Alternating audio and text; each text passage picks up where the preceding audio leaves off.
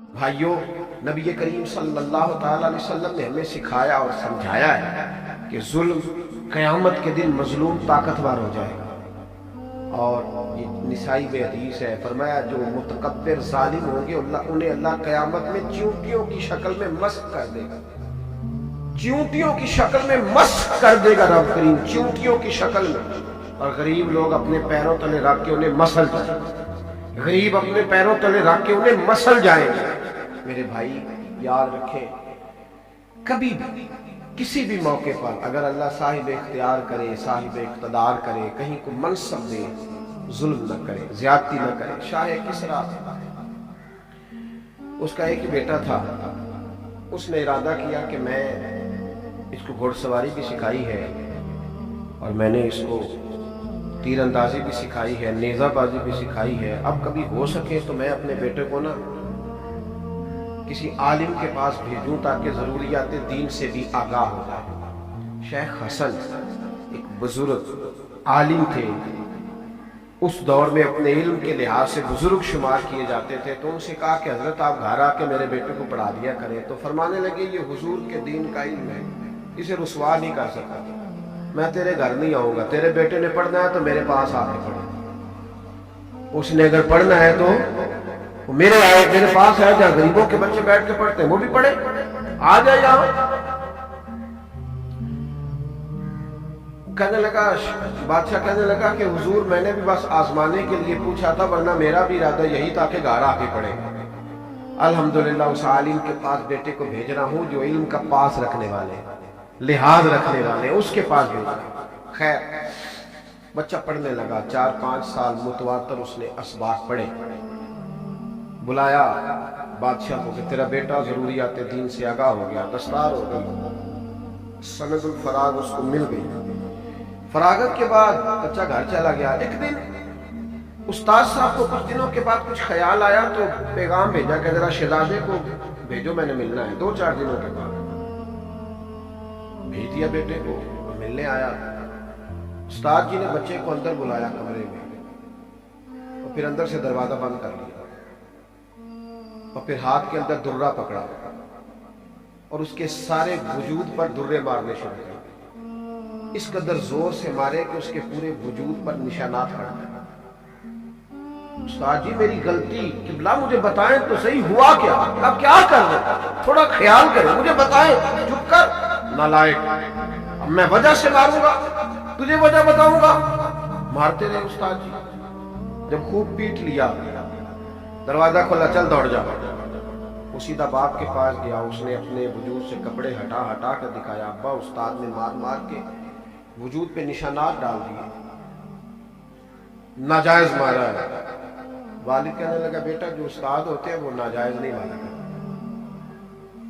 جو استاد ہے وہ ناجائز۔ 5 سال تو جاتا رہا، کبھی ایسی کمپلین اور شکایت نہیں آئی، تو آج ہی استاد نے مارنا تھا، یہ کیسے ہو سکتا ہے؟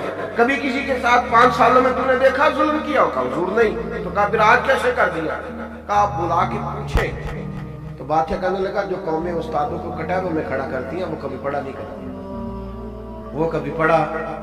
ہمارے ہاں اگر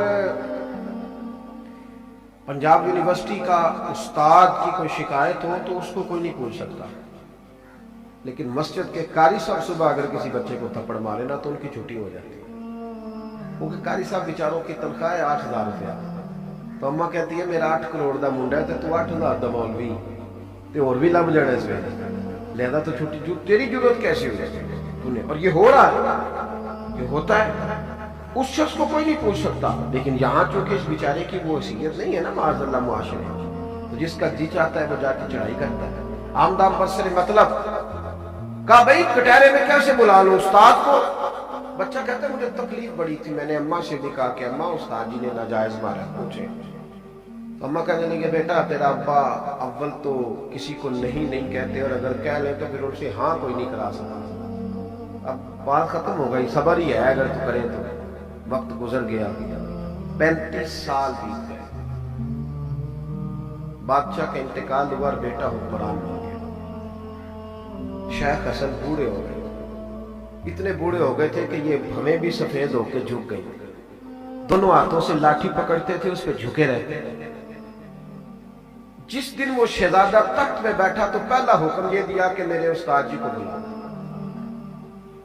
गए लोग बुलाने, वो लाठी पे झुके हुए आए, लाठी टेकते हुए और आके खड़े हुए बुढ़ापे में। तो कहने लगा उस्ताद जी महसूस ना करना, महसूस ना करना, आपको मैंने बुढ़ापे में तकलीफ दी, मजबूरी थी।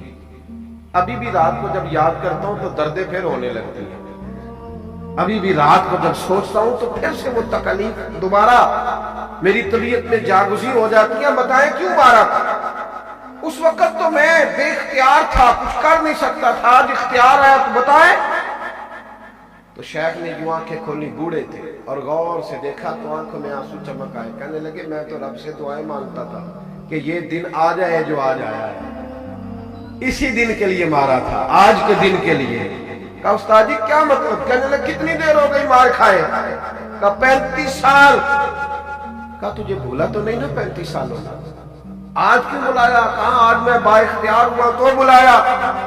शेख हसन कहने लगे बेटे मुझे पता था तू हुक्मरान बनेगा, किसी के साथ जुल्म न करना, जुल्म न करना। अगर तुझे 35 सालों में नहीं ना भूला तो मजलूमों को कयामत तक नहीं भूलेगा।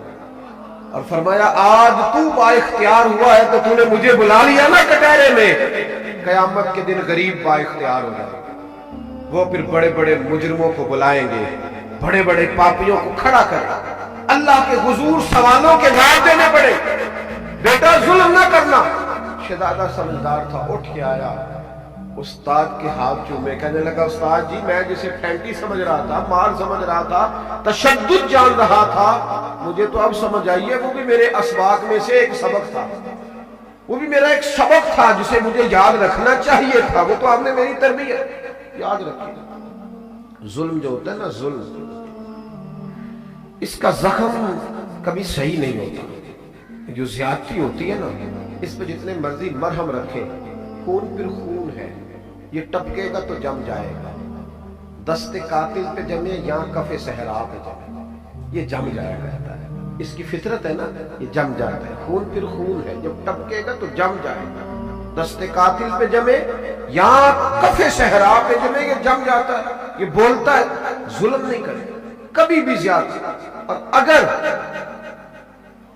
कहीं किसी जगह कोई जुल्म हो गया है, किसी जगह कोई ज्यादती हो गई है, तो फिर मेहरबानी करें आज उसका बदला चुकाएं, आज माफी तलाफी करें, आज अपनी गलतियों का इजाला करें, आज अपनी तबीयत को बदलें, आज अपने माहौल के अंदर तब्दीली लाएं, आज कोशिश करें। वरना फिर कयामत के दिन का जो हिसाब है वो सख्त होगा।